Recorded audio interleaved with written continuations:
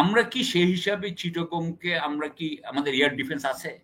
আমরা কি চিটাগংকে রক্ষা করতে পারবো? আমরা কি কক্সবাজারকে রক্ষা করতে পারবো? আমরা কি টেকনাফকে রক্ষা করতে পারবো? আমরা কি চট্টগ্রাম বন্দরকে রক্ষা করতে পারবো?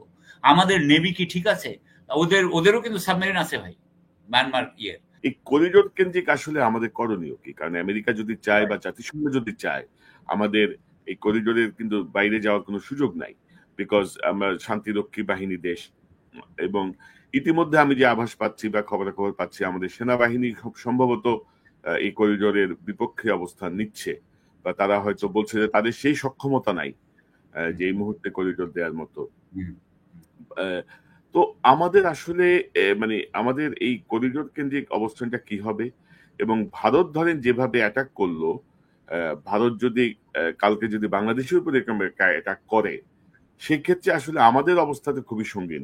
মানে গত 16-17 বছরে আসলে আমাদের আর্ম ফোর্সেস কে একেবারে পঙ্গু করে দেওয়া হয়েছে ভারতের প্রেসক্রিপশনে। আমাদের বর্তমান সময়ে যে এয়ার ডিফেন্স বলে আমাদের কিছু আছে কিনা আমার সন্দেহ আছে। আমাদের অস্ত্র, নতুন আধুনিক অস্ত্র বলেন, যাই বলেন, কিছুই নাই। যাই কিছু কেনা হয়েছে সব ভারতের অনুমোদন সাপেক্ষে কেনা হয়েছে। সো এই মুহূর্তে আসলে আমাদের এই যে প্রতিরক্ষার জায়গাটায় আমরা আন্তর্জাতিকভাবে কিভাবে আমাদের একটা সুরক্ষা নিশ্চিত করতে পারি, দুইটা বিষয়, একটা করিডোর বা আমাদের এই যে প্রতিরক্ষা, আমাদের নিরাপত্তার জায়গাটায় আমাদের অবস্থানটা কি হওয়া উচিত, কি নেওয়া উচিত? প্রথমত আপনার দ্বিতীয় কোশ্চেনটা আগে নেই। দ্বিতীয় কোশ্চেনটা হচ্ছে আগামী 4 বছর, তার মানে ধরেন আমাদেরকে একটা ক্যালকুলেট করতে হবে সময়, যে আমরা 3 থেকে 4 বছরের মধ্যে আমরা আমাদের অবস্থা ঠিক করে ফেলবো, আমাদের প্রতিরক্ষা ব্যবস্থা। তার মানে আমার ইকুইপমেন্ট আসতে হবে, আমার গোলা বারুদ আসতে হবে, আমার মিসাইল থাকতে হবে। আমাদের দেখতে হবে যে আমার যদি মিসাইল বোর্ড থাকে তার মধ্যে মিসাইলও থাকতে হবে। দেখাবে যে মিসাইল বোর্ড আছে কিন্তু মিসাইল নাই, তাহলে তো চলবে না। তার মানে আমার প্রত্যেকটা জিনিস সক্ষমতাটা তৈরি করতে যদি আমার 4 বছর লাগে বা 5 বছর লাগে, এবং এটার জন্য আমি যা বুঝি সেটা হচ্ছে যে চীনের সাথে একটা বিরাট আমাদের সহযোগিতা দরকার আছে। এই যে আমরা একটু আগে যেই J-17 এর কথা বলছিলাম, আমাদের কেন J-17 থাকবে না? J-17 কিন্তু পাকিস্তান এবং ইয়ে বানাইছে, পাকিস্তান এবং চীন একসাথে তারা কিন্তু J-17 বানিয়েছে।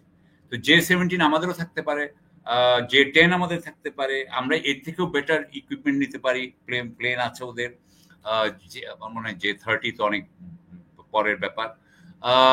তারপরে হচ্ছে কি আপনার মিসাইলস এবং অন্যান্য জিনিসের ড্রোন, এগুলোর ব্যাপারে আমি মনে করি চীনের সাথে আমাদের একটা বড় সহযোগিতা হতে পারে। কারণ চীনের উপরে আমরা চীনের সাথে সেই 75 সাল থেকে এদের সাথেই সহযোগিতা করছি। আমি আমেরিকা যদিও আমাদেরকে অস্ত্রশস্ত্র বিক্রি করতে চায়, তবে আমি মনে করি যে আমাদের মতো গরিব দেশের জন্য আমেরিকার এই অস্ত্রশস্ত্র আমাদের দরকার নাই, বরং আমাদের চীনের সাথে এটা করা দরকার। আমি মনে করি যে গত আগামী 5-6 বছর ধরে অন্তত আমাদেরকে যে কোনো সামরিক জটিলতায় যাতে আমরা মিলিটারি কোনো কনফ্লিক্টে, সংঘাতে যাতে আমরা জড়িয়ে না পড়ি, সেই পলিসি আমাদেরকে রাখতে হবে। এটা হচ্ছে আপনার এই দ্বিতীয় কোশ্চেন, যে আমরা কিন্তু যতদিন না আমাদের প্রতিরক্ষা বাহিনী ঠিক হচ্ছে ততক্ষণ কিন্তু আমরা কখনোই কোনো সংঘাতে জড়িয়ে পড়তে পারি না। এখানে আপনার যারা এই সামরিক বাহিনীর জেনারেল আছে হাসিনার সময়, তারা অনেকেই কিন্তু যুদ্ধ করতেও রাজি না। হাসিনা ওই ধরনের একটা আর্মি বানাতে চাচ্ছিল যে যেই আর্মিটা আসলে একটা মাফিয়া সরকারকে খালি সাপোর্ট দিয়ে রাখবে, তাকে জীবনে কোনোদিন যুদ্ধ করতে হবে না, এই ধরনের। সে কিন্তু প্রফেশন, আমি মনে করি, আমি আমি ভুল হতে পারি, আমি কোনো পার্সোনালি এক একজনকে বলে বলছি না, বাট জেনারেলি উনি কিন্তু একটা যুদ্ধমদেহী আর্মি বানাইতে চায় নাই, একটা ডিসিপ্লিন ফাইটিং ফোর্স, হ্যাঁ, অপারেশনাল আর্মি উনি বানাতে চায় না। এটা আপনি জানেন, অনেকেই আপনাকে এটা বলেছে, আমি এটা প্রথম বলছি না। সুতরাং এটাকে করতে আপনার যে সময় লাগবে, সেটার জন্য পার্সোনাল চেঞ্জ বলেন, ফিলসফি চেঞ্জ বলেন, আপনার ট্রেনিং চেঞ্জ বলেন, আপনার ইকুইপমেন্টের কথা বলেন, সবকিছু মিলিয়ে যে সময়টা লাগে, সেই সময় আমরা কোনো সংঘাতে জড়াতে পারি না। এটা হচ্ছে আমার প্রথম কথা। দ্বিতীয় কথা হচ্ছে যে, এবং এটার সাথে নেভি জড়িত, এটার সাথে বিমান বাহিনী জড়িত। আপনি আমাকে বলছিলেন একটু আগে যে বিমান বাহিনীর সবগুলো প্লেন সচল নাই, হয়তো খুব হাতে গোনা কয়েকটা প্লেনই সচল আছে আপনার খবর মতে। সুতরাং এগুলো আমাদের ঠিক করতে হবে। দ্বিতীয়ত হচ্ছে যে, এবার আসি আমরা করিডোরে। করিডোরের ব্যাপারটা হচ্ছে যে, যদি আমাদেরকে যুক্তরাষ্ট্র বলে একটা কিছু, তারা প্রস্তাব করে, আমি মনে করি না যে বাংলাদেশের সেই অবস্থা আছে যে তারা সেই প্রস্তাবটাকে ফেলে দিতে পারে। প্রস্তাবটাকে আমাদের পূর্ণ ইয়ে দেওয়া দরকার, আপনার কনসিডারেশন দিতে হবে। আমি কিন্তু বহু বছর আগে থেকেই, হ্যাঁ, যখন কেউই এটার পক্ষে ছিল না, আমি কিন্তু রোহিঙ্গাদেরকে প্রেরণের জন্য আমি বলতাম যে তাদেরকে প্রশিক্ষণ দিতে হবে। কি প্রশিক্ষণ দিতে হবে এটা বলতাম না, না, কিন্তু আপনি বলতাম এখানেই বলেছেন, আমার চ্যানেলে, হবে। আমার এখানেই আপনার বলেছেন। চ্যানেলে আমি বলেছি, হ্যাঁ, আমি এটা আজকে থেকে ৩-৪ বছর আগে এই আজকে তৌহিদ হোসেন সাহেব এবং আমি একটা দীপ্ত টিভি বা কোথাও ছিলাম, সেই দিন রোহিঙ্গা নিয়ে কথা হয়েছিল। উনি কিন্তু তখন বলছিলেন নেগোসিয়েশনের কথা, আমি কিন্তু তখনই বলছি যে না, নেগোসিয়েশনটা হবে না। কারণ কার সাথে নেগোসিয়েশন করবে? আপনি নেগোসিয়েশন করতে হলেও আপনার নেগোশিয়েটিং পজিশনে আসতে হলেও আপনাকে শক্তি দেখাতে হবে। তো আমার যেটা ইয়ে ছিল সেটা হচ্ছে যে যেরকম ধরেন মুক্তিযোদ্ধাদেরকে ভারত করেছিল, আমরা এখানে এদেরকে প্রশিক্ষণ দিতাম, তারপরে রোহিঙ্গারা চলে যেত মিয়ানমারের মানে রাখাইন এরিয়া, আরাকানের মধ্যে। এটা ছিল আমার চিন্তা। সেখানে কি হইতো, আমরা প্লজিবল ডিনায়াবিলিটি বলে, মানে আমরা অস্বীকার করতাম, আমরা বলতাম আমরা এগুলো কিছু জানি না, এটা আমরা বলতাম। আমরা এমন ভাবে করতাম যে আমাদের এলাকাতেও তারা ট্রেনিং নিচ্ছে না ওই বন্দুকে। ওইটা যদি সে ছবি তুলে দিত, আমি কইতাম এটা তো আমাদের এলাকা না, দেখাতাম ওর এলাকায় করছে এটা, বুঝছেন? আমি এইরকম ভাবে আমি চেষ্টা চাইছিলাম। কিন্তু সেটা না করে যেটা হলো সেটা হচ্ছে এই যে আপনার অ্যান্টোনিও গুটেরেসের ভিজিট হইল বোধহয় মার্চে হওয়ার পরে এপ্রিলের ৮ তারিখে, আপনি আমাকে বলেছেন, আমি একটু লিখে রাখলাম, এপ্রিলের ৮ তারিখে খলিলুর রহমান সাহেব প্রথম publicly introduce this topic, first time. এটা ডিপ্লোমেটের একটা আর্টিকেল আজকে বেরিয়েছে, দেখলাম আজকে না গতকালকে, সেখান থেকে আমি নিয়েছি। হ্যাঁ, আমি সেখান থেকে যা যা বলেছে সেখান থেকে বলছি। তিনি বলতেছেন এপ্রিলের ৮ তারিখে, তিনি বলছেন যে উনাদের এই ব্যাপারে আলোচনা শুরু হয়েছে নিউ ইয়র্কে ফেব্রুয়ারির ৭ তারিখে অফিসিয়ালদের সাথে, অ্যান্টোনিও গুটেরেস সাহেবের সাথে। এটা হয়েছে ফেব্রুয়ারিতে। আচ্ছা, তারপর তো উনি মার্চে আসার পরে এপ্রিলে উনি এটা বলছেন যেটা হয়েছে। তারপরে বলছেন যে প্রিলিমিনারি টকস, প্রাথমিক যে সমস্ত আলোচনা আরাকান আর্মি, আন্তর্জাতিক সংস্থা এবং মিয়ানমার গভর্নমেন্টের সাথে প্রাথমিক আলোচনা হয়ে গেছে, এটা উনি বললেন। এপ্রিলের ২৭ তারিখে তৌহিদ হোসেন সাহেব বললেন যে বাংলাদেশ নীতিগতভাবে এগ্রি করছে, নীতিগতভাবে সম্মত হয়েছে করিডোর দেওয়ার জন্য। কিন্তু তার ২ দিন পরে এপ্রিলের ২৯ তারিখে শফিকুল আলম সাহেব বললেন যে না, আমরা এরকম কোনো সম্মতি দেই নাই, আমরা কোনো চুক্তিতে ইয়ে করিনি। তাহলে আমরা সবাই কিন্তু কনফিউজ হয়ে গেলাম, এটা কি হচ্ছে। এর মধ্যে আবার শুরু করলো, এবং আপনি জানেন যে এর মধ্যে যেটা হইলো, যখন এগুলো শোনা গেল তখন কিন্তু সাথে সাথে বিএনপি এটার কিন্তু চরম বিরোধিতা করলো। বিএনপি বলল যে এটা নির্বাচিত সরকার, আমার যতদূর মনে পড়ে তারেক রহমান সাহেব বোধহয় বলেছেন যে নির্বাচিত সরকার ছাড়া এটা অন্য কেউ করতে পারে না, স্বাভাবিকভাবেই তিনি বলবেন, এটা খুবই স্বাভাবিক। এবং তারা বলছিলেন যে আমরা কিন্তু কোনো আপনার ভূ কৌশলগত আর কি, জিও পলিটিক্যাল, ভূ রাজনৈতিক এই ধরনের জটিলতার মধ্যে আমরা যাতে আটকায় না যাই, যেগুলো আমাদের জন্য নিরাপত্তার হুমকি হইতে পারে।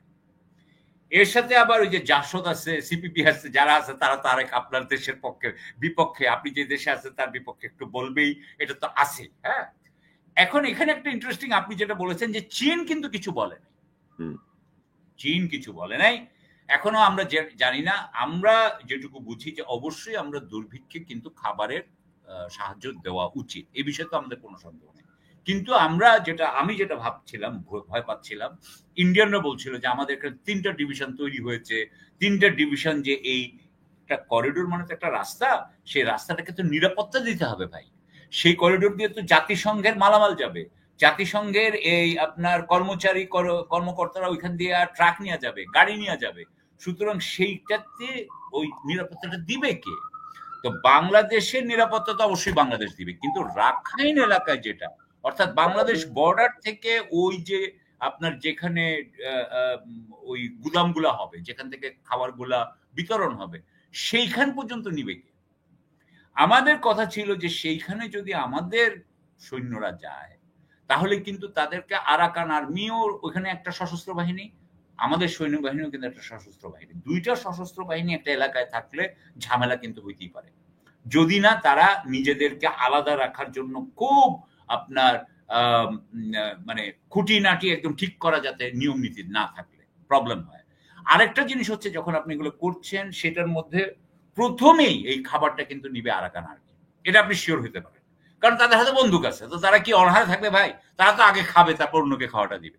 এখন এটা কিন্তু একদিক দিয়ে কিন্তু আসলে আরাকান আর্মির যুদ্ধের যেই ক্ষমতা, সেই ক্ষমতাটাকে বাড়াচ্ছে।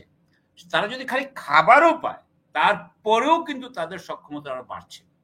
এই অবস্থায় সামরিক জান্তা কি ওই খাবারগুলা বা ওই এগুলা আসতে দিবে? আমরা কিন্তু এসব ব্যাপারে জানি না। আমাদেরকে কিন্তু বলেন নাই খলিলুর রহমান সাহেব যে না, মায়ানমার গভর্নমেন্ট রাজি হয়েছে যে সমস্ত খাবার সুন্দরভাবে যাবে, কোনো অসুবিধা নাই। কিন্তু যদি মিয়ানমার গভর্নমেন্ট ওখানে বম্বিং শুরু করে আর সেখানে যদি আমাদের সেনাবাহিনী থাকে, তাহলে কিন্তু আমরা মায়ানমার জান্তার সাথে ঝামেলায় পড়ে যাচ্ছি। ধরেন এটা আসলো চিটাগাং বন্দরে, চিটাগাং বন্দর থেকে খাবারটা যাবে ধরেন টেকনাফে, টেকনাফ থেকে ওই যে ট্রাকগুলো টেকনাফ থেকে, যে আমরা এখনো জানি না যে কোন দিক থেকে এটা চ্যানেলটা তৈরি হবে। এখন তো ওনারা বলেন যে এটা নাকি করিডোরই হবে না, আর অ্যান্টনিও গুতেরেস সাহেব এসে বলেন করিডোর, এখন ওরা বলেন করিডোর হবে না। যাই হোক, যেই হবে, যে রাস্তাটা হবে, ওই রাস্তাটায় যখন বাংলাদেশের মধ্যে দিয়ে যাবে, এই খাবারগুলো তো আলটিমেটলি আরাকান আর্মির হাতে যাচ্ছে, এটা তো সামরিক জান্তা জানে। তাহলে এই যে রাস্তাটা, এই রাস্তাটা কি সামরিক জান্তাকে কখনো বম্বিং করতে পারে কি পারে না, এই চিন্তাও তো আমাদেরকে করতে হবে। আপনার মনে আছে যে গতবার এক সময় 25 বার তারা আকাশ সীমা লঙ্ঘন করেছিল। শেখ হাসিনা তখন বললেন আরে বড় বাচ্চা বেঁচে গেছে, যুদ্ধতে জড়িয়ে পড়তাম অলমোস্ট। হ্যাঁ, যুদ্ধতে জড়াতে হয়নি, কারণ উনি তো আমাদের বাঙালি মুসলিমকে পিটানোর জন্য রেখেছেন, উনি তার যুদ্ধ করতে চান না। হ্যাঁ, উনি ইয়েতে চান। তো এখন আমরা কি সেই হিসাবে চিটাগংকে, আমরা কি আমাদের এয়ার ডিফেন্স আছে? আমরা কি চিটাগংকে রক্ষা করতে পারবো? আমরা কি কক্সবাজারকে রক্ষা করতে পারবো? আমরা কি টেকনাফকে রক্ষা করতে পারবো? আমরা কি চট্টগ্রাম বন্দরকে রক্ষা করতে পারবো? আমাদের নেভি কি ঠিক আছে? ওদেরও কিন্তু সাবমেরিন আছে ভাই, মায়ানমার ইয়ের। তো তারা কি এসে আমাদের এখানে আটকাবে? এইসব জিনিসপত্রগুলো আমাদের ঠিক করা দরকার। এবং আমি যেটা মনে করি, এখানে আরো একটা জিনিস ব্যাপারটা হইতেছে, আপনাকে একটা জিনিস বলি। এটা রিপোর্ট 28শে এপ্রিল ওয়াশিংটনে বার্মা পলিসি ইনস্টিটিউট সংক্রান্ত একটা কংগ্রেশনাল হিয়ারিং হয়। সেখানে ওইটার সভাপতিত্ব করে আইওয়ার সিনেটর চার্লস গ্রাসলি। উনি ওইখানে বলতেছেন যে বার্মাতে কিন্তু অনেক খ্রিস্টান আছে, ব্যাপটিস্ট 5 মিলিয়ন। বলে 5 মিলিয়ন ব্যাপটিস্টদের উপরে সামরিক জান্তা কিন্তু অনেক অত্যাচার করছে, অনেক চার্চ ভাঙছে, রোহিঙ্গাদের অনেক মসজিদ ভাঙছে। সুতরাং তাদেরকে একসাথে করো, কইরা সামরিক জান্তাকে ঠেকাও। অর্থাৎ আমি যেটা বললাম, ওইটাকে কিন্তু উনি একটা ধর্মীয় কালার দিচ্ছিলেন। আমি আপনার সাথে একদম, আপনার দর্শকদের সাথে আমি এটা ক্লিয়ারলি ইয়ে করি। এখন এইটা যদি আমেরিকা করে, তাহলে কিন্তু এইটা ভারতের বিরুদ্ধে যেতে পারে। কিভাবে? কারণ ভারতের দক্ষিণ পূর্ব এই যে সেভেন সিস্টার্স এর অনেকগুলোতেই কিন্তু খ্রিস্টান মেজরিটি, এবং এই খ্রিস্টানদের পক্ষে যদি ধরেন মিয়ানমারের খ্রিস্টান ব্যাপটিস্ট আর ওই সেভেন সিস্টার্স এর খ্রিস্টান, এই সব মিলে যদি একটা খ্রিস্টান ল্যান্ড হয়, তাহলে কিন্তু সেভেন সিস্টার ভেঙে গেল। হ্যাঁ, এখন বাংলাদেশ এখানে কি করবে? বাংলাদেশ কি এইটাকে হেল্প করবে, নাকি বাংলাদেশ ডাইরেক্টলি এটার মধ্যে থাকবে না, ইনডাইরেক্টলি যেটুকু পারে সাহায্য করে যাবে, কারণ এটা তার ইন্টারেস্টটা হয়তো পড়ে। কিন্তু একটা জিনিস মনে হয়, এবং হয়তোবা আমি জাস্ট কথার কথা বলছি, সেটা হচ্ছে যে চীন হয়তোবা এই যে খ্রিস্টান রাষ্ট্র হওয়ার বিরোধিতা করবে না, যে তারা হয়তো ভাবলো যে না ঠিক আছে, ইন্ডিয়া একটু উইক হয়ে গেল, এবং আমার তো এতে অসুবিধা নেই যতক্ষণ ধরে আমার যে পাইপলাইন, সেই পাইপলাইন ঠিক থাকবে, আমার যতক্ষণ পাইপলাইন ঠিক থাকবে আমি ফাইন আছি, আই এম ফাইন। কিন্তু আরেকটা কথা আমি এখানে আপনার সাথে শেয়ার করি, সেটা হচ্ছে যে চার্লস গ্রাসলি তখন বলছিলেন যে চীনকে আমরা বঙ্গোপসাগরে আসতে দিতে চাই না, অর্থাৎ মিয়ানমারের উপর দিয়ে সে বঙ্গোপসাগরে আসবে, এটা আমরা চাই না। এই কাজে যদি চীনের সাথে আমেরিকা জড়ায় পড়ে, আমরা সেখানে কিন্তু আমেরিকার সাইড নিতে পারি বলে মনে করি না। আমরা এই সাইডে যেতে পারবো না, কারণ চীন ইতিমধ্যেই একটা পাইপলাইন বানিয়েছে। আপনি জানেন যে আমাদের এখানেও চীনের কিন্তু একটা চীন আমাদের জন্য একটা সাবমেরিন ডকইয়ার্ড বানিয়ে দিয়েছে। সেখানে কিন্তু বোধহয় 6টা জাহাজ এবং 2টা সাবমেরিন মতো থাকতে পারে। অর্থাৎ এখানে কিন্তু নানান জিনিস কথা হয়েছে, আমাদের সাথে চীনের অনেক সহযোগিতার ব্যাপার আছে। আপনি জানেন তিস্তা ব্যারাজের ব্যাপারে আমাদের সাথে চীনের যে ব্যাপার আছে। সুতরাং এভরিথিং মিলিয়ে, এবং ভবিষ্যতে চীনের সাথে সহযোগিতা আমাদের আরো বাড়বে।